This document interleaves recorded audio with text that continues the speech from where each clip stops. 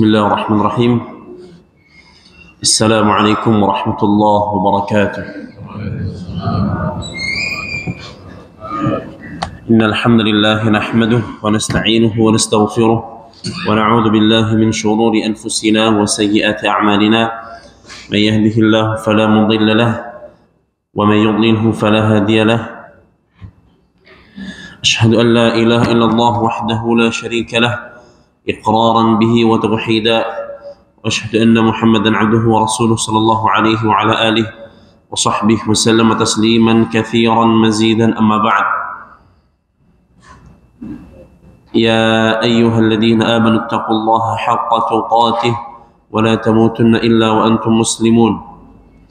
يا أيها الناس اتقوا ربكم الذي خلقكم من نفس واحدة وخلق منها زوجها وبث منهما رجالا كثيرا ونساء، واتقوا الله الذي تساءلون به والأرحام إن الله كان عليكم رقيبا. يا أيها الذين آمنوا اتقوا الله وقولوا قولا سديدا يصلح لكم أعمالكم ويغفر لكم ذنوبكم، ومن يطيع الله ورسوله فقد فاز فوزا عظيما. فإن خير الحديث كتاب الله، وخير الهدي هدي محمد صلى الله عليه وسلم، وشر الأمور محدثاتها، فإن كل محدثة في الدين بدعة، وكل بدعة ضلالة، وكل ضلالة في النار. أما بعد، kaum muslimin yang semoga senantiasa dirahmati oleh Allah Subhanahu wa taala, puja-puji serta syukur kita senantiasa kita panjatkan kepada Allah Subhanahu wa taala yang telah menciptakan kita dan memberikan kita rezeki yang begitu banyak, nikmat yang tidak terhitung, di antaranya nikmat iman, Islam dan yang lainnya.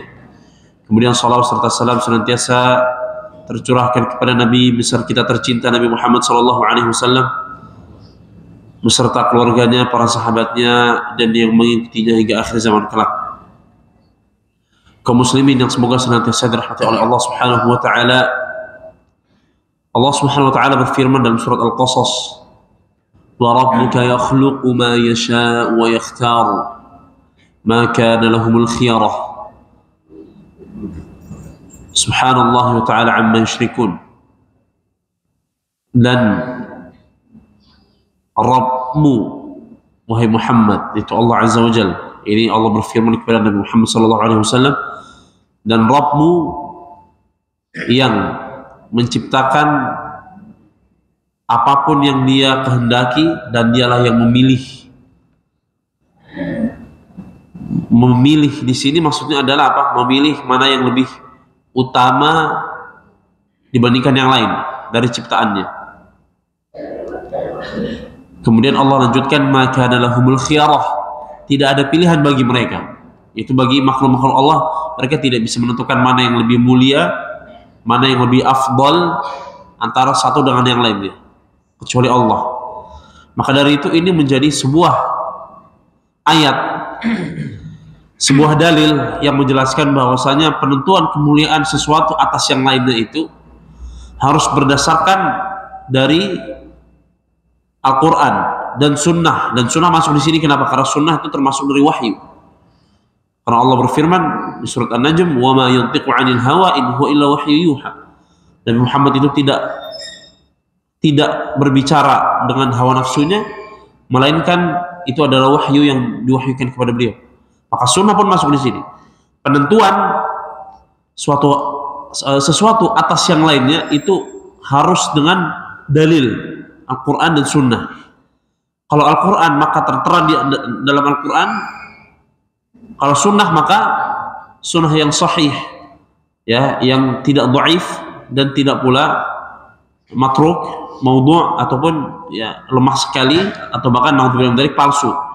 Dan ini banyak, ya, hadis-hadis palsu itu dijadikan dalil dalam hadis-hadis pahala, bahwasanya ini ada keutamaan amalan ini, ya, ternyata hadis itu misal dhaif atau palsu, maka tidak bisa dijadikan dalil. Mengenai apakah pengamalan hadis, ya, bahwasanya ada pengamalan hadis dhaif dalam masalah fadhailul amal, maka ini pembahasan yang lain kita akan terlalu panjang kalau membahas ini. Yang mau kita bahas di sini adalah di antara contoh yang Allah Subhanahu wa taala sebutkan mengenai keutamaan sesuatu atas yang lainnya adalah Allah mengutamakan sebagian bulan di antara bulan yang lainnya. Allah berfirman, "Inna 'iddatash shuhuri 'indallahi 12 syahran fi kitabillah" di surat At-Taubah. Sesungguhnya jumlah bulan di sisi Allah itu adalah 12 fi kitabillah, dalam kitabullah. Yauma khalaqas samawati wal ard, dari sejak Allah ciptakan langit dan bumi, minha arba'atun hurum, di antaranya ada 4 bulan haram. Ada 4 bulan haram. Apa itu haram? Haram itu dalam bahasa Arab itu kalau kita artikan dalam bahasa Indonesia maknanya bukan cuma satu. Karena kalau di kita haram itu apa? Ya haram gitu kan ya. Haram ya haram. Dalam bahasa Arab haram itu memiliki beberapa makna. Yang pertama itu haram. Ya, kalau haram maka itu maknanya cuma satu, itu apa? Itu haram. Tidak, dia bisa bermakna juga makna yang kedua. Apa makna yang kedua? Suci. Jadi yang pertama itu haram, yang kedua suci. Dan ini sebenarnya adalah dua makna yang tidak bertentangan. Kenapa?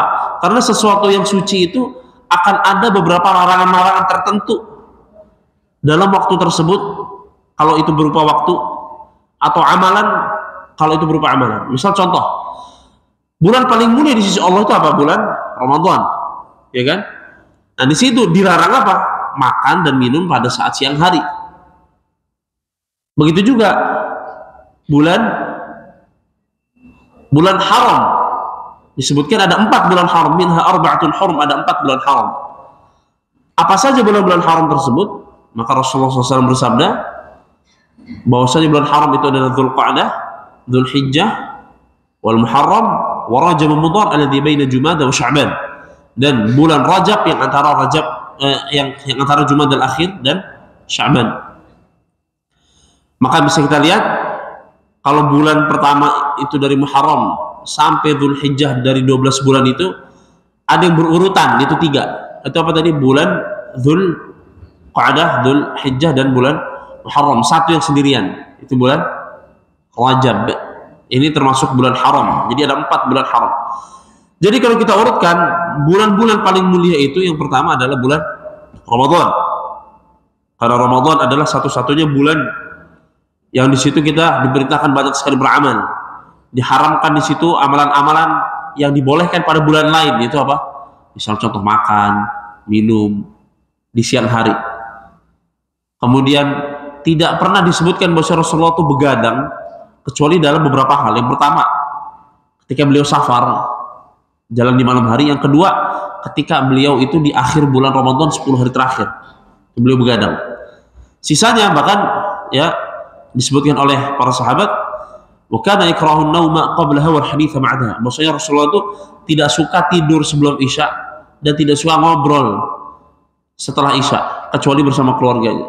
Dan juga beliau tidak biasa untuk begadang. Tapi untuk 10 hari terakhir Ramadan beliau apa? Biasa begadang. Ini menunjukkan ada keutamaan tertentu pada bulan Ramadan, terkhusus lagi pada 10 hari terakhir, dan itu semua ada dalilnya. Kemudian mengenai apa yang akan kita bahas sekarang adalah bulan Muharram. Bulan Muharram sebagaimana tadi disebutkan bahwasanya itu termasuk dari 4 bulan haram, itu 4 bulan mulia. Nah tadi saya sebutkan juga ada kaitan antar makna pertama, yaitu dia suci, yang kedua dia haram atau diharamkan. Maka ini menjadi pembahasan para ulama. Apa saja yang diharamkan pada bulan tersebut? Maka para ulama menjawab bahwasannya yang dimaksud yang diharamkan pada 4 bulan tersebut adalah larangan berperang. Ya, berperang.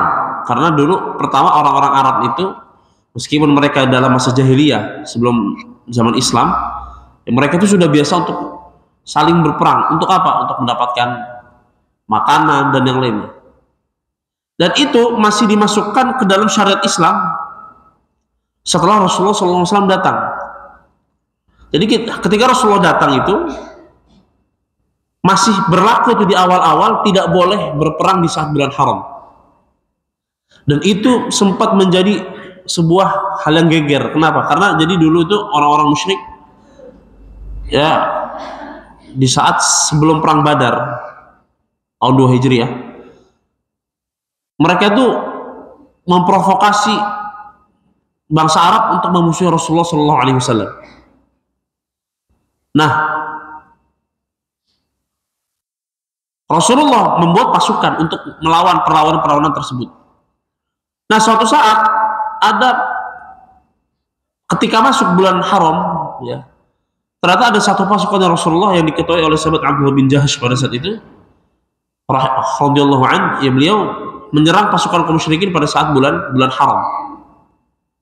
Maka dari itu ini menjadi berita di seluruh jazirah Arab pada saat itu. Oh, ternyata Muhammad itu berperang di saat bulan haram. Muhammad tidak menghormati bulan haram. Ini kata orang-orang musyrik. Ya, jadi apa namanya? Muhammad ini tidak memuliakan Allah, kata orang musyrikin Arab. Maka dari itu turun ayat surat Al-Baqarah ayat 217. Yas'alunaka 'anil syahril harami qitalin fih. Mereka bertanya kepada Muhammad tentang bulan haram, yaitu berperang di dalamnya. Qul, katakanlah wahai Muhammad, qitalun fihi kabir. Iya, memang berperang pada bulan tersebut itu merupakan perkara besar. Akan tetapi kata Allah, wasaddun 'an sabilillah wa kufrun bihi wal masjidil haram wa ikhraju ahli minhu akbar 'indallah. Akan tetapi menghalangi manusia dari jalan Allah, kemudian kufur terhadap ayat-ayat Allah, kemudian mengusir manusia dari Masjidil Haram, melakukan kekufuran di situ, melarang manusia untuk beribadah di situ. Itu apa? Orang-orang musyrik kan dulu melarang orang Islam untuk sholat di Masjidil Haram. Kemudian mereka menyiksa orang-orang kaum muslimin di Mekah. Kata Allah, akbar indallah, itu lebih parah dan lebih besar di sisi Allah Azza wa Jalla. Jadi, iya memang ini salah nih kata Allah nih. Tapi perbuatan kalian wahai musyrikin Arab itu lebih parah. Yaitu apa? Kufur terhadap ayat Allah. Kemudian apa? Kemudian apa namanya? Menghalangi manusia dari jalan Allah. Kemudian menyiksa manusia, mengusir kaum muslimin dari tanah Makkah. Itu lebih kufur lagi, lebih parah di sisi Allah. Dan ini kebiasaan orang-orang kafir, Pak, dan kebiasaan orang-orang yang punya penyakit di hatinya. Itu apa? Membesarkan kesalahan lawan dan melupakan kesalahan dia yang lebih besar dan lebih parah. Contoh, kita lihat Israel Zionis. Oh, ketika ada, misal kita lihat 2 tahun lalu tuh Hamas masuk ke Israel, nyerang, kan begitu, ya kan? Nyerang, langsung kata orang-orang Zionis apa? Oh, 7 Oktober Hamas melakukan sebuah sebuah perlawanan, melakukan sebuah kerusakan, pembunuhan, pembantaian, kata Zionis. Mereka lupa, ini puluhan tahun ngapain aja padahal. Ini kan bentuk reaksi balik. Sebagaimana juga pada saat itu para sahabat itu bentuk reaksi balik. Jadi orang musyrik itu menyerang di akhir bukan yang bulan haram, di akhir bulan yang bukan haram, nyerang. Ketika mau dibalas, besokannya masuk bulan haram. Pas masuk bulan haram, wah ini nyerang pas bulan haram. Ya. Padahal ini apa? Kelakuannya lebih parah. Tapi menyalahkan orang dan lupa akan kesalahan dirinya sendiri yang jauh lebih besar. Nah, itu merupakan perbuatan yang sangat dibenci oleh Allah Azza wa Jalla. Kemudian bulan haram, tadi kita masih membahas mengenai secara umum bulan haram. Kemudian kita masuk sedikit ke bulan Muharram. Bulan Muharram itu merupakan bulan haram yang paling mulia setelah Ramadan. Sebagian ulama mengatakan tetap yang mulia Dzulhijjah dulu, baru Muharram, ada khilaf. Yang pertama mengatakan Muharram, kenapa? Karena tidak ada dalam dalil manapun Rasulullah SAW itu menisbatkan suatu bulan kepada Allah kecuali bulan Muharram. Rasulullah itu mengatakan wa syahrullah al-Muharram, dan bulan Allah itu Muharram. Wa syahrullah alladzi tad'unahu Muharram, dan bulan Allah yang kalian namakan dengan Muharram. Berarti apa? Menunjukkan bahwasanya ini adalah bulan khusus Allah Azza wa Jalla. Sebagian ulama mengatakan tetap bulan Dzulhijjah itu lebih utama. Kenapa? Karena di situ pertama ada haji, ya, ada wukuf di Arafah, kemudian juga berpuasa atau beramal di tanggal 1 sampai 10 Dzulhijjah itu lebih utama dibandingkan hari-hari lain dalam bulan Ramadan. Sampai khilaf di kalangan ulama mana yang lebih utama, 10 hari awal bulan Dzulhijjah atau 10 hari terakhir bulan Ramadan. Sebagian mengatakan 10 hari bulan Ramadan akhir, karena di situ ada Lailatul Qadar.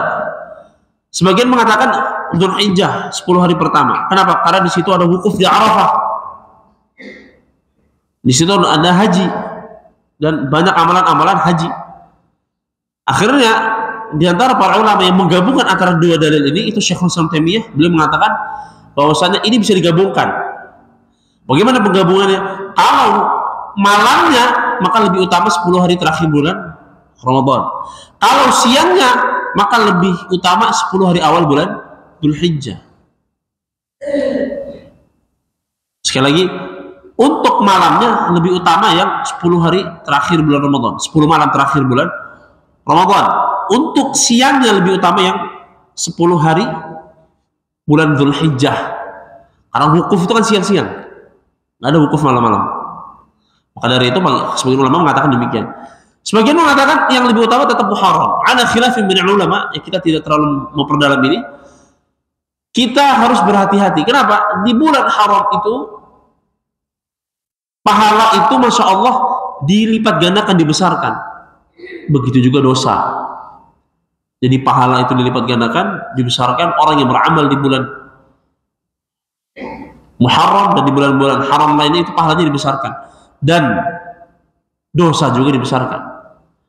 Maka dari itu Pak, nanti di hari kiamat itu bisa terjadi sebuah, kita lihat misalnya nanti di timbangan kita seakan-akan beramal dengan amalan yang sama sepanjang tahun, tapi nanti tiba-tiba ada yang besar sendiri, baik pahalanya ataupun dosanya.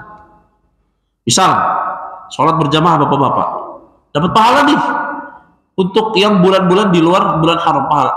Tiba-tiba nanti ada yang besar sendiri, oh ternyata ini apa, sholat subuh berjamaah misal di bulan haram, nah, itu lebih besar lagi pahalanya.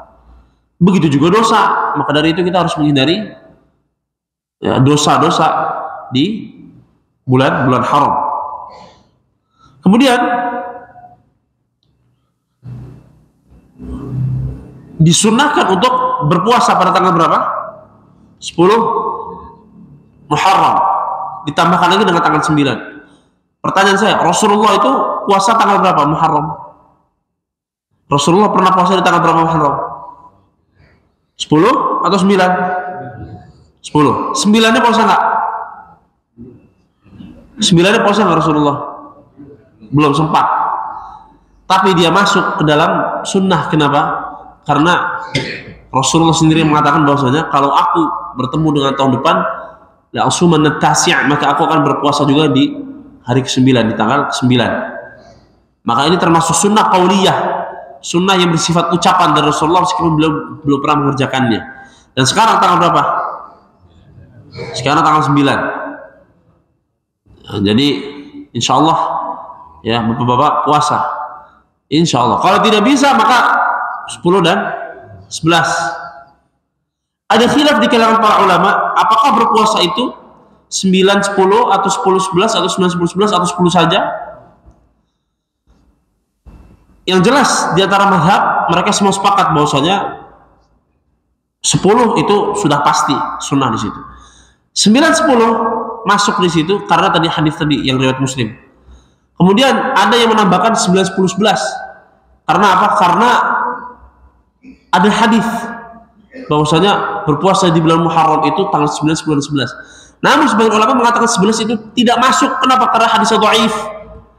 Yang sahih itu adalah 9 dan 10. Namun para ulama mengatakan bahwasanya kalau yang tidak biasa atau tidak dapat puasa tanggal 9, mungkin dia lupa atau dia safar atau dia sakit dan yang lain, maka dia bisa puasa di tanggal 11-nya.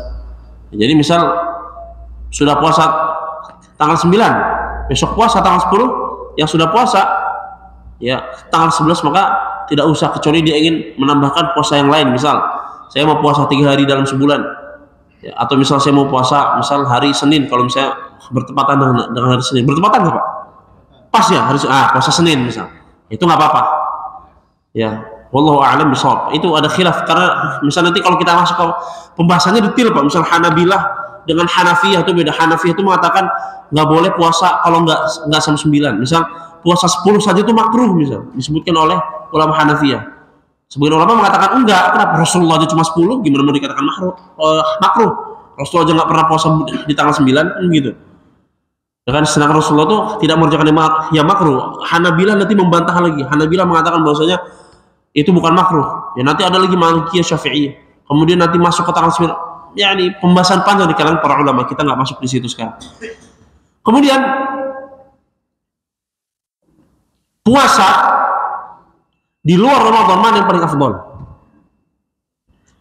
Antara Arafah atau puasa Asyura atau puasa Syawal 6 hari? Mana yang lebih afdal di antara semuanya?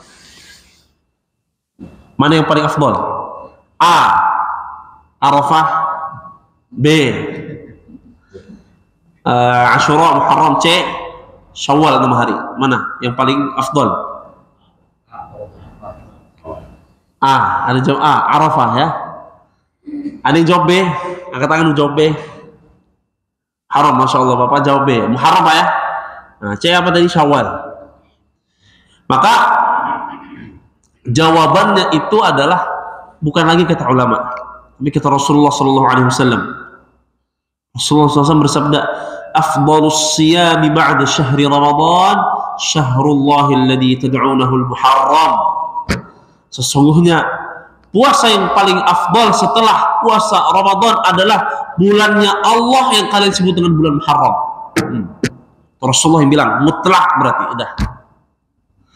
Wa afdal salati ba'da al-fariidati salatul lail, dan salat yang paling utama setelah salat wajib salat malam. Salat malam, bukan rawatib. Rawatib juga utama Masya Allah, tapi kan ada urutannya yang paling utama, yang paling mutlak itu kata Rasulnya apa? Salat malam. Begitu juga puasa tadi, mana yang paling utama? Berarti puasa Muharram atas Arafah. Berarti Muharram, puasa Asyura itu lebih afdal daripada puasa Arafah. Min iddati aujuh, dari beberapa sisi. Yang pertama, perkataan Rasul ini jelas. Ini mutlak. Rasulullah sendiri yang katakan. Kemudian yang kedua, bahwasanya tidak pernah diwajibkan berpuasa atas Rasulullah dan kaum mukminin selain bulan Ramadan kecuali pada Asyura Muharram. Karena pada dasarnya awalnya itu apa? Puasa Asyura itu wajib tadinya. Jadi Rasulullah SAW itu ketika datang ke Madinah, beliau itu melihat orang-orang Yahudi berpuasa. Kemudian Rasulullah bertanya kepada orang Yahudi, ya. Ini kata Ibnu Abbas. Ibnu Abbas menceritakan, qadiman Nabi sallallahu alaihi wasallam al-Madinah, fara'al yahuda tasumu yaum Asyura. Rasulullah SAW datang ke Madinah dan beliau melihat bahwasanya orang Yahudi itu puasa di hari Asyura. Faqal, "Ma hadza?" Rasul bertanya, "Apa ini?" Berkata orang Yahudi, "Hadza yaumun shalih." Ini adalah hari yang baik. Hadza yaumun najjallahu bani Israil min aduwihim. Ini adalah hari yang Allah menyelamatkan Bani Israil dari musuh mereka itu Fir'aun. Ya, ketika Nabi Musa itu berhasil melewati laut dengan apa? Terbelah lautan. Fasalahu, sama kamu Musa pun berpuasa pada tanggal segitu. Qala fa ana haqqu bi Musa minkum, dan aku kata Rasulullah sallallahu alaihi wasallam, aku lebih utama terhadap Musa dibandingkan kalian. Fasamahu wa amara bi siyamihi. Maka Rasulullah pun apa? Berpuasa pada tanggal 10 Muharram tersebut dan memerintahkan kaum muslimin untuk puasa. Maka wajib tadinya sampai turun perintah puasa Ramadan. Ketika turun perintah puasa bulan Ramadan, maka Asyura menjadi sunnah. Yaitu juga nas dari Rasulullah SAW bahwasanya barang siapa yang mau berpuasa bulan Asyura maka hendaklah dia berpuasa, yang enggak juga nggak apa-apa. Tapi sekali lagi yang paling afdal tadi apa? Puasa Asyura, Masya Allah.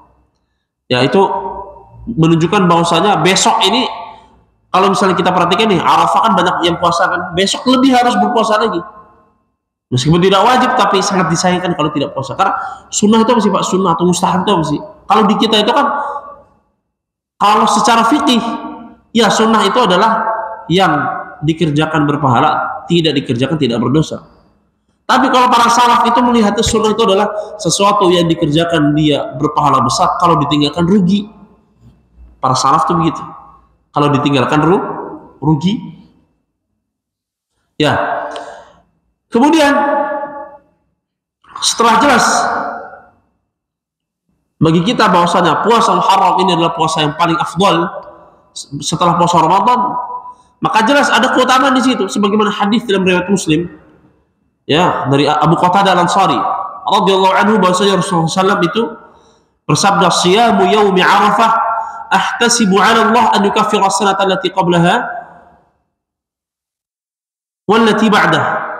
Puasa hari Arafah itu aku berharap kepada Allah, yaitu dengan Allah menghapuskan dosa setahun itu dan setahun sebelumnya dan setelahnya, 2 tahun.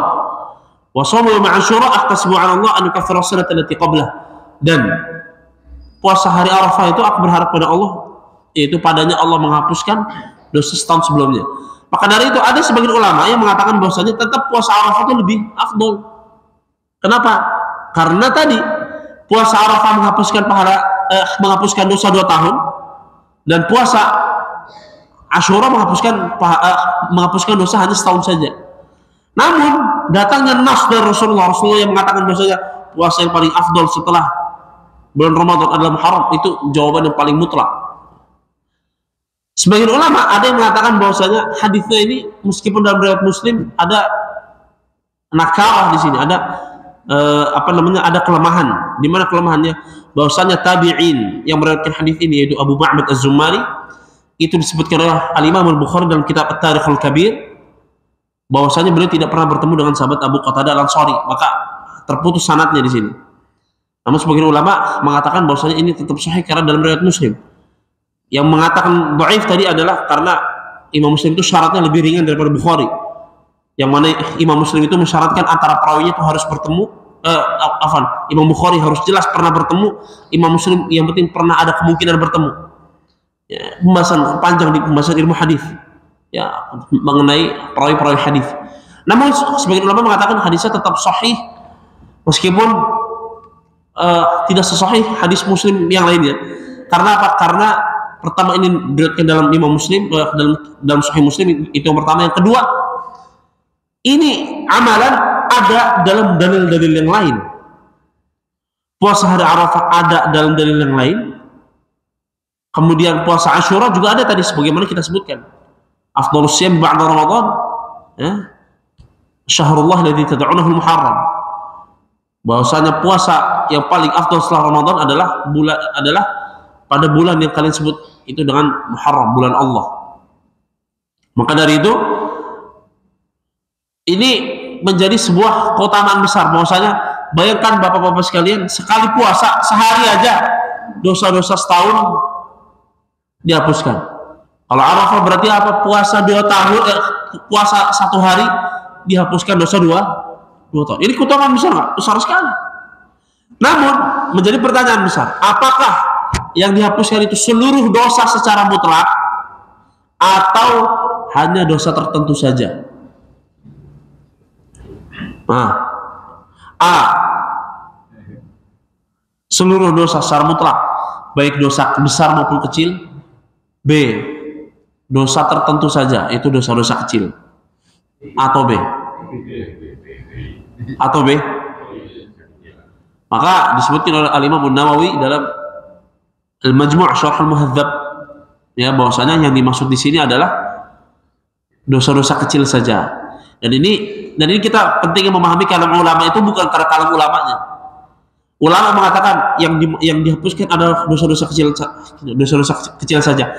Kita meyakini itu bukan cuma karena kalam ulama. Kalam ulama itu untuk memberitahu kepada kita apa yang ada dalam Kitabullah dan Sunnah. Nah, itu punya dalil, perkataan tadi punya dalil. Dalilnya apa? Di antaranya Allah berfirman di surat An-Nisa. Allah berfirman, "In tajtanibu kaba'ira ma tunhauna anhu, nukaffir ankum sayyi'atikum wa nudkhilkum mudkhalan karima." Allah berfirman, kalau kalian menghindari dosa-dosa besar yang kalian itu dilarang dari mengerjakannya, maka akan kami hapuskan dosa-dosa kalian dan akan kami masukkan kalian ke surga. Menunjukkan apa? Penghapusan dosa itu berkaitan pada dosa selain dosa besar. Apabila tidak bertaubat. Karena kan tadi puasa Arafah, puasa Muharram menghapuskan dosa setahun dan 2 tahun. Itu tidak terkait dengan taubat pada dosa tertentu. Misal, ada kita pernah mengerjakan dosa kecil, kita nggak pernah bertobat di situ, sekali puasa Arafah bisa dihapuskan. Tapi kalau dosa besar harus taubat. Meskipun sebagian ulama mengatakan itu tidak mutlak juga. Karena apa? Kan ada dalil yang menunjukkan ada wanita pezina dari kalangan Bani Israel yang kemudian masuk surga hanya karena memberikan minum seekor anjing. Sehingga ulama mengatakan ya itu hak Allah. Allah menghapuskan dosa, ya, menghapuskan dosa yang ada. Namun tetap kaidah dasarnya kata para ulama, dosa besar itu tidak dihapuskan kecuali dengan diazab dulu di akhirat, kemudian baru masuk surga. Dan yang jadi masalah adalah terkadang kita terlalu menganggap ringan dosa. Dosa besar dan dosa kecil itu apa kaidah pembedanya? Sekarang saya tanya, apa pembeda dosa besar dan dosa kecil? Ada yang bisa jawab? Dapat hadiah. Apa pembeda antara dosa besar dan dosa kecil? Apa? Membunuh dosa besar. Ya, itu betul. Membunuh itu termasuk dosa besar. Tapi itu jenisnya. Ini saya tanya pembedanya. Apa antara dosa besar dan dosa kecil? Kalau contohnya iya, membunuh iya itu dosa besar gitu. Tapi yang saya itu bukan contohnya, tapi apa? Kaidah pembedanya itu apa antara dosa besar dan dosa kecil? Dosa besar sengaja, dosa kecil tidak sengaja. Kalau Bapak tadi apa? Bertobat. Harus bertobat. Berarti kalau dosa kecil nggak harus tobat? Tobat juga. Bapak? Tadi ada yang jawab juga tadi? Dosa besar sengaja, dosa kecil tidak sengaja. Begitu. Baik, berarti kalau ada orang nggak sengaja membunuh, gimana? Misal contoh, bawa mobil, ngantuk, nabrak, mati. Berarti nggak dosa, gitu. Oke. Misal contoh, berarti kalau misal contoh mencuri sendal, itu dosa kecil. Dosa, misal kita mencuri sendal di masjid ya habis sholat Jumat. Nah, ini berarti dosa apa? Dosa besar apa dosa kecil? Nah, kan sengaja. Besar atau kecil berarti? Ini kita masih pakai kaidah bapak ini ya. Nah, itu berkaitan dengan sengaja dan tidak sengaja. Berarti misal contoh, kita melakukan dosa kecil. Apa contoh dosa kecil, Pak?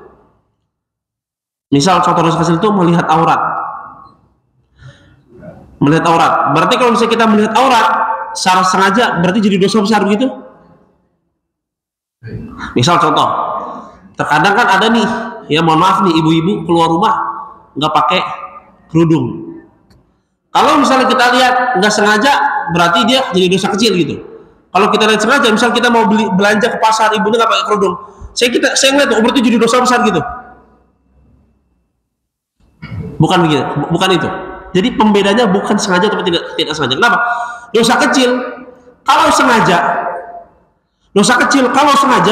tetap dianggap dosa. Dosa besar kalau tidak sengaja nggak dianggap dosa. Kalau nggak sengaja, murni nggak sengaja, nggak dianggap dosa. Misal contoh tadi, nyupir ngantuk nabrak orang, apakah dia jadi dosa membunuh? Tidak. Padahal perbuatannya membunuh karena tidur dan karena ngantuk dan karena nggak sengaja, itu membuat apa? Membuat jadi tidak dosa. Padahal perbuatannya dosa. Misal contoh, ada orang, misal contoh Pak, mohon maaf, ngecas HP di masjid. Habis ngecas nih, misal dia sholat atau semacam, ya, dia balik, oh itu HP saya. Ternyata HP orang lain, ada orang lain ngecas juga, dia lupa HP-nya sudah dimasukin di tas misal. HP-nya iPhone Pak, iPhone 16 Pro Max 1 tera, waduh, Ini kan harganya berapa? 20 juta. Kalau misalnya ditangkap, kalau secara hukum syariat, kan potong tangan Pak, udah angkanya sudah 20 juta, ya kan? Dosa besar nggak? Hukum dasar, dosa besar. Namun ketika dia tidak saja, jadi dosa nggak? Nggak, karena dia nggak tahu. Saya pernah lihat berita Pak, ada berita saya lihat itu, jadi orang salah, jadi dia salah motor, dia keluar Indomaret, dia kira itu motor dia. Ternyata pas masukin kuncinya sama-sama pas. Kuncinya sama-sama pas, bisa juga itu, qadarullah itu. Ini jarang-jarang kuncinya bisa pas nih. Orang yang kehilangan motornya tadi bingung. Dia mau nyari motor yang mirip, karena kuncinya nggak pas. Jadi qadarullah itu cuma kunci orang yang ngambil motornya aja pas di kunci motor orang yang diambil itu. Dia lapor ke polisi, mau dipenjara, saya nggak tahu loh. Gimana tahu? Ya buktinya motor saya yang satunya masih di situ, masih di Indomaret. Kan sama motornya nih. Anggap sama motor NMAX misalnya, sama-sama warna hitam misalnya. Ya kan? Buktinya apa? Motor saya yang satunya masih ada di situ. Ngapain saya tinggalin kalau misalnya saya sengaja kan gitu? Akhirnya apa? Nggak jadi. Para perbuatannya apa namanya sama-sama mencuri. Tapi karena dia tidak tahu bahwasanya itu adalah barang orang lain, maka tidak dianggap sebagai dosa. Maka apa pembedanya di sini, Pak? Pembeda ini penting ini untuk diketahui. Pembeda antara dosa besar dan dosa kecil adalah pada larangannya terdapat sebutan azab atau had itu berupa sanksi di dunia ataupun azab di akhirat. Misal contoh, membunuh, dosa membunuh. Allah berfirman, "Wa may yaqtul mu'minan muta'ammidan fajaza'uhu jahannam khalidan fiha wa ghadiba Allahu 'alaihi wa la'anahu wa a'adda lahu 'adaban 'azima." Barang siapa yang membunuh seorang mukmin dengan sengaja, lihat ada pengkaitnya itu apa, sengaja, maka balasannya adalah jahanam. Pertama, jahanam. Kemudian kekal lama di neraka jahanam. Kalau dia mengharamkan pembunuhan namun dia membunuh dengan sengaja, maka dia lama sekali di neraka baru keluar. Kalau dia memang membolehkannya, ya sebagaimana kita lihat misalnya sekarang Zionis Yahudi ini ya. Mereka jelas-jelas melegalkan bahkan memerintahkan untuk bunuh kaum muslimin. Ya, di situ masuk di situ naudzubillah. Ya, kekal di neraka. Wa ghadiba Allahu 'alaihi, Allah murka kepadanya, wa la'anahu, kemudian melaknatnya. Wa'adalahu 'adaban 'adziman, dan Allah menyiapkan bagi azab yang sangat besar. Perhatikan, ini dosa besar, besar sekali, termasuk dosa besar. Contoh, Nabi SAW bersabda, "Man taraka shalah faqad kafar." Barang siapa yang meninggalkan sholat, maka dia telah kafir. Perhatikan, tidak ada dosa yang di luar kekufuran, tidak ada dosa yang di luar akidah, yang berupa amalan, yang kalau itu dikerjakan atau ditinggalkan keluar dari Islam kecuali sholat. Itu apa? Menunjukkan meninggalkan sholat kufur. Ini menunjukkan meninggalkan sholat adalah dosa yang sangat besar. Maka lebih besar daripada dosa mencuri, berzina itu lebih besar pada dosa meninggalkan sholat. Itu yang menjadi disayangkan di antara kita ya. Ini saya sering ulang-ulang berkali-kali nih Pak. Kenapa? Karena ini tolong disampaikan kepada anak-anaknya, kepada anak-anak muda. Kan kita lihat nih, rata-rata yang hadir umur berapa Bapak-bapak? Umur berapa rata-rata? 18, kata Mas Anak, 18, Masya Allah. Masih berasa muda. Masya Allah. Ya. 58, jiwa 18. Masya Allah. Ya, rata-rata usia 40 ke atas Pak. Anak-anak mudanya 20-an mana? Belasan kemana? Itu. Kadang-kadang nggak sholat subuh. Masih mending sholat subuh di rumah. Ini kadang-kadang nggak sholat subuh Pak. Sholat subuh sekali ditinggalkan ancamannya neraka Pak. Sekali ditinggalkan. Misal kalau Bapak dapat berita, Pak anak Bapak kemarin nyuri motor tetangga, marah nggak? Marah. Anak Bapak kemarin naudzubillah dalik ya, menzinai anak tetangga, marah nggak? Ngamuk, ya kan? Pak anak Bapak nggak sholat, iya dia gimana ya? Biasa aja gitu. Bapaknya biasa aja, padahal dosanya di sisi Allah lebih besar meninggalkan sholat. Na'udzubillah min dzalik. Ya, semuanya dosa, nggak boleh nih, tapi meninggalkan sholat lebih besar lagi.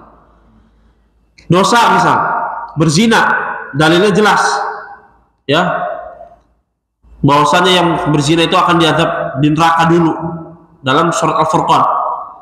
Ya, walladzina la yad'una ma'ahu ilahan akhar wa la yaqtuluna nafsan allati haramallahu illa bil haqq wa la yaznun wa may yaf'al dzalika yalqa athama. Yang mengerjakan 3 amalan ini, pertama syirik, yang kedua membunuh tanpa hak, yang ketiga berzina, itu akan dapatkan dosa besar sekali, numpuk di hari kiamat, kemudian akan dilipat gandakan dan masuk ke neraka dulu.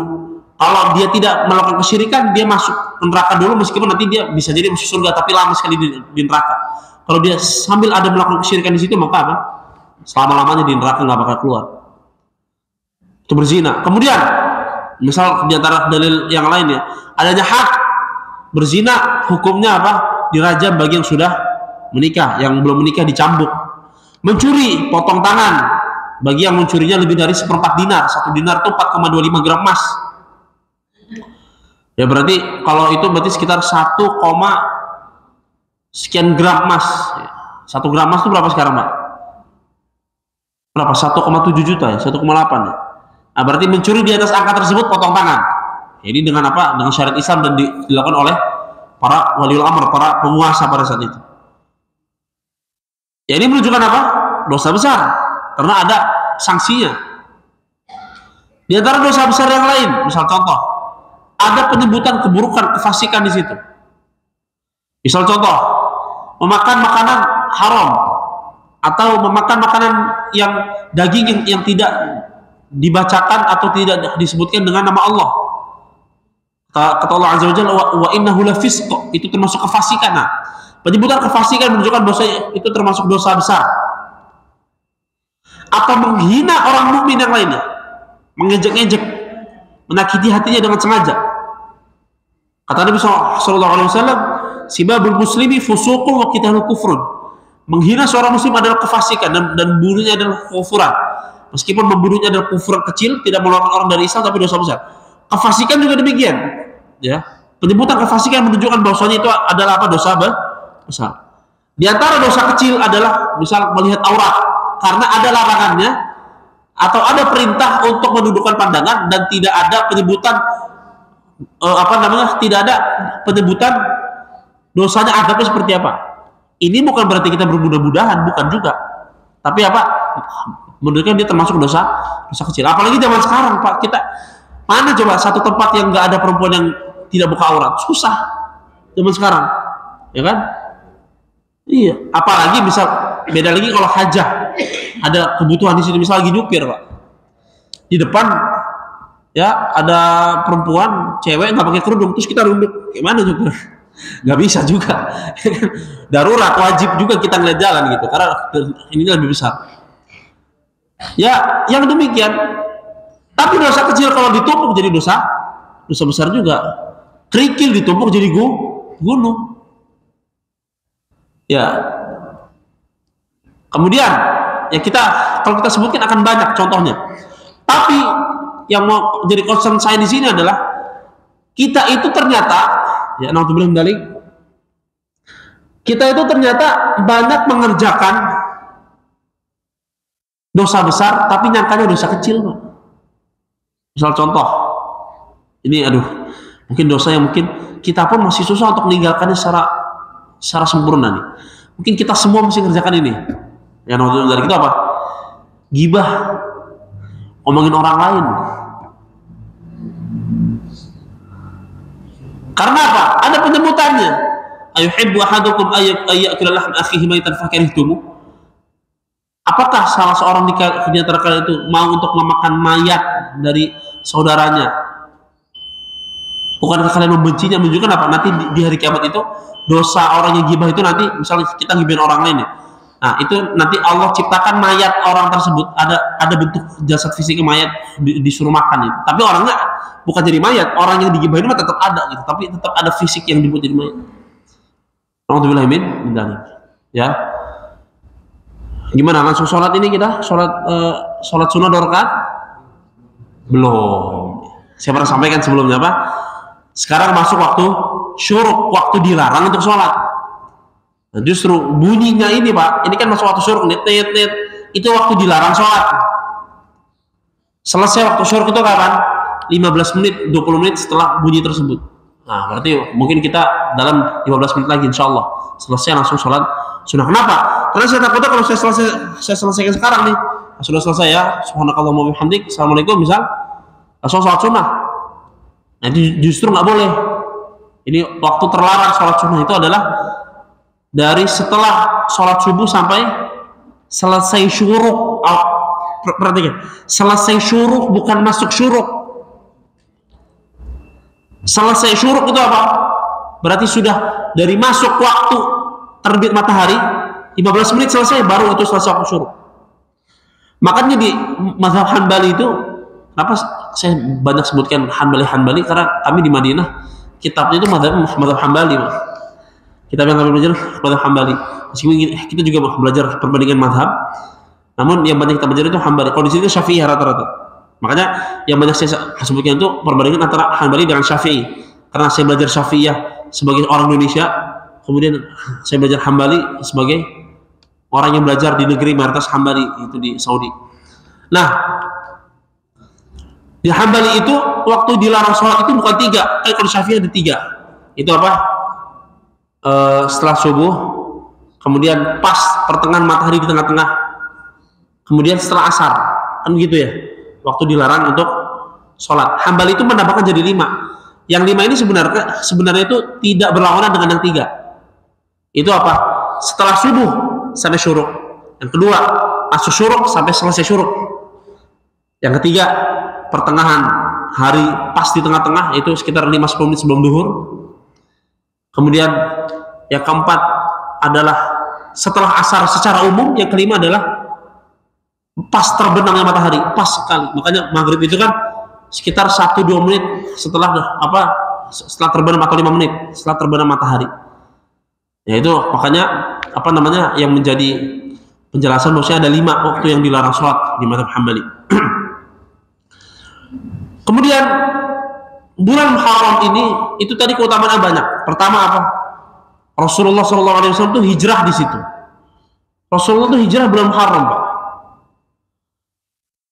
Dan ini sudah disebutkan oleh Syekh Ali kemarin waktu khutbah Jumat. Ada pertanyaan, beliau kasih pertanyaan. Yang bisa jawab berarti kemarin sholat Jumatnya di sini dan mendengarkan khutbahnya, nggak tidur berarti. Nah, beliau kemarin kasih pertanyaan pada saat khutbah, kenapa saat Isra Mi'raj ke Palestina dan ke atas langit itu Allah yang perjalankan langsung dari Masjidil Haram ke Masjidil Aqsa ke atas langit. Sedangkan pada saat hijrah tidak. Pada saat hijrah apa? Perjalanan berminggu-minggu, dikejar kaum musyrikin, masuk gua, kemudian dikejar Suraqah bin Malik, hampir ditangkap, kekurangan harta segala macam. Berjalan kaki dari Mekah ke Madinah 450 kilo, Pak. Pekanbaru Jambi jalan kaki, disebutkan hanya ada 1 unta di situ. Bayangkan perjalanan seperti itu, ya. Kenapa pada saat Isra Mi'raj itu Allah yang perjalankan dengan cepat, sedangkan pada saat hijrah itu hanya perjalanan biasa? Kenapa? Ya kemarin ikut sholat Jumat di sini. Nah, jawabannya apa? Masa malu-malu, Pak? Bukan kelas 1 SD, Pak. Silakan, yang mau katakan boleh. Mau jawab, Pak? Nah, apa sama nih muazzinnya kemarin? Oh, Pak. Apa jawabannya? Karena pada saat Isra Mi'raj itu adalah pemuliaan dan pengkhususan Allah untuk Rasulullah saja. Karena apa? Rasulullah itu sebelumnya dia diserang di Taif, dipukulin pakai batu, dilempar batu sampai berdarah. Kemudian pamannya meninggal. Setelah itu istrinya meninggal. Jadi Rasulullah pada kesedihan yang luar biasa. Dengan wafatnya dengan wafatnya Abu Thalib, maka suku-suku lain jadi berani terhadap Rasulullah. Kenapa? Abu Thalib itu adalah penguasa Bani Hashim. Dengan wafatnya Abu Thalib tidak ada dukungan orang, tidak ada tidak ada backingan orang, tidak ada backingan. Dengan wafatnya Khadijah, wafat istri beliau tercinta, kemudian juga tidak ada yang membantu beliau dalam dakwah secara harta. Kemudian setelah meninggalnya itu beliau dakwah ke Taif malah dilemparin pakai batu sampai berdarah. Bayangkan sabarnya beliau. Maka Allah mengadakan Isra Mi'raj untuk Rasulullah SAW untuk membahagiakan beliau, untuk menghibur Rasulullah SAW. Kemudian datang juga nanti perintah salat pada saat Mi'raj di langit ke-7. Adapun hijrah itu adalah hari yang untuk umat ini, hari untuk dijadikan teladan. Kan nggak mungkin Isra Mi'raj perbuatan Isra Mi'raj itu dijadikan teladan. Umat itu harus pergi dari Masjidil Haram ke Masjidil Aqsa dalam satu malam kemudian terbang ke 7 langit, nggak mungkin. Itu di luar kemampuan manusia. Namun yang jadi hijrah adalah yang jadi teladan adalah hijrah itu. Berhijrah dari negeri kafir ke negeri muslim, itu satu. Yang kedua, mengajarkan kepada umat bahwasanya perjuangan pembangunan Islam, berkorban untuk Islam itu butuh pengorbanan yang luar biasa. Rasulullah ketika berhijrah, kenapa beliau hijrah? Ini pertanyaannya. Kenapa Rasulullah hijrah dari Mekah ke Madinah? Kenapa? Karena dakwah di Mekah sudah terlalu tertutup, sudah stuck, sudah nggak bisa jalan lagi. Bahkan di hari-hari akhir itu Abu Jahal berkumpul dengan para pemimpin kabilah dan sepakat untuk membunuh Rasulullah SAW. Menunjukkan apa? Dakwah di Mekah sudah tidak bisa lagi. Akhirnya beliau hijrah ke Madinah. Nah, untuk menunjukkan kepada umat ini pentingnya pengorbanan dalam dakwah, Allah sengaja tidak langsung tidak langsung pindahkan dari Mekah ke Madinah, teleport atau cepat gitu dengan buruk, enggak. Untuk menunjukkan bahwa dakwah itu butuh pengorbanan. Akhirnya Rasulullah dari rumahnya beliau perintahkan Ali bin Abi Thalib untuk menggantikan beliau tidur di ranjangnya, ya. Karena belum lama sebelumnya itu Abu Jahal bikin ide. Jadi gini, bagaimana cara menyudahi Muhammad? Ada kabilah yang bilang kita usir saja. Terus kata iblis, jadi iblis itu berbentuk seperti manusia pada saat itu. Iblis berbentuk seperti manusia ikut rapat dengan Abu Jahal. Ada yang ngasih pendapat, gimana kalau Muhammad kita usir? Kata iblis, jangan. Kalau diusir nanti dia keluar, dia dakwah di situ, dia bikin kekuatan di situ, ntar dia bikin pasukan, kalah kita nanti. Bagaimana kalau Muhammad kita penjara saja? Kalau Muhammad kita penjara, pengikutnya pun tetap di Mekah, dakwahnya pun gak selesai. Karena dia akan selalu cari cara untuk keluar. Kalau dia keluar, dia bisa kabur dari penjara gimana? Bagaimana kalau kita bunuh saja? Kata iblis, nanti gimana dengan kabilah yang lain? Nanti mereka pada nuntut dong. Nanti Bani Hashim akan nuntut sama kabilah yang bunuh. Terus Abu Jahal ngasih ide, Pak. Diperhatikan, Pak. Abu Jahal ngasih ide. Nah, saya punya ide, kata Abu Jahal. Gimana kalau masing-masing kabilah itu punya anak-anak muda, kita kasih mereka pedang satu-satu per semua kabilah, bukan cuma di luar Bani Hashim, semua kabilah kita kasih pedang satu-satu, mereka ngeroyok ke rumahnya Muhammad, bunuh di situ. Kenapa? Karena kalau semua kabilah yang bunuh, maka Bani Hashim kan nggak mungkin untuk memerangi mereka semua. Itu satu bandingnya Rasulullah, nggak mungkin untuk memerangi mereka semua. Pasti akan minta diat dong. Diat itu apa? Uang kompensasi ganti, yaitu sekitar 100 ekor unta. 100 ekor unta bagi ke 10 kabilah, masing-masing cuma 10 unta, gampang lah, kata Abu Jahal. Apa kata iblis?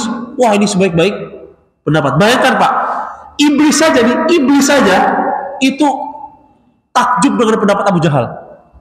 Bayangkan, Pak, berarti Abu Jahal itu lebih iblis saja dari iblis. Bayangkan, iblis saja kalah ide sama Abu Jahal. Ini coba, berarti menunjukkan ada manusia itu yang lebih iblis daripada iblis. Begitu.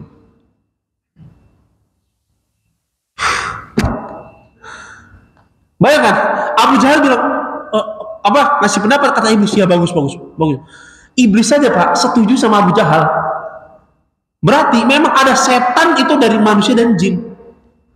Nah, itu memang setan betul. Abu Jahal itu setan. Makanya kata Rasulullah, dan makanya Abu Jahal itu kata Rasulullah, itu Fir'aun umat ini. Bahkan sebagian orang mengatakan Abu Jahal itu lebih parah daripada Fir'aun. Kenapa? Fir'aun ketika mau mati, ketika laut itu sudah mau tertutup, ya, itu mengatakan la ilaha illalladzi amanat bihi banu Israil. Tidak ada Tuhan selain Tuhan yang diimani oleh Bani Israel, yaitu Allah Azza wa Jalla. Abu Jahal enggak, Pak? Abu Jahal pada saat perang Badar, pasukannya sudah kalah. Ya. Ada dua anak muda, Mu'adz dan Muawiyah bin Afra, masuk memotong kedua kaki Abu Jahal, putus dua-duanya, tersungkur kan? Das. Mereka lapor ke Rasulullah, "Wah Rasulullah, aku sudah bunuh Abu Jahal." Kata temannya, "Enggak, aku yang bunuh." Jadi gini, itu kisahnya tuh dulu pada saat perang Badar, dua anak muda ini masih belasan tahun, Pak, belum masuk umur 20. Nanya ke Abdurrahman bin Auf, "Wahai paman, mana yang namanya Abu Jahal? Aku dengar dia dulu adalah orang yang suka menghina Rasulullah." Karena dua anak muda ini anak muda dari kalangan Ansor, bukan Muhajirin, penduduk asli Madinah, dia bukan Mekah, makanya nggak tahu yang mana dia Abu Jahal. Kata Abdurrahman bin Auf, "Kenapa emang? Aku dengar kami dengar bahwa Abu Jahal itu dulu suka menghina Rasulullah. Maka kasih tahu kami mana orangnya, maka akan kami bunuh dia pada saat perang Badar." Oh nanti kalau lewat tak kasih tahu lah, ibaratnya gitu. Lewat Abu Jahal, dikasih tahu sama Abdurrahman, tuh yang itu orangnya. Akhirnya mereka masuk berdua, putusin kakinya Abu Jahal. Tapi belum meninggal, baru putus kakinya. Kan ada darahnya itu. Mereka lapor ke Rasulullah, "Rasulullah, kami sudah bunuh Abu Jahal." "Aku sudah bunuh." "Enggak, aku yang bunuh." Rebutan anak muda ini. "Mana pedang kalian? Udah disarungin belum?" Pasti lihat masih ada bekas darah. Kata Rasulullah, "Qatal tumah, kalian berdua sudah membunuhnya." Tapi belum meninggal pada saat itu Abu Jahal. Dia sudah terseok-seok,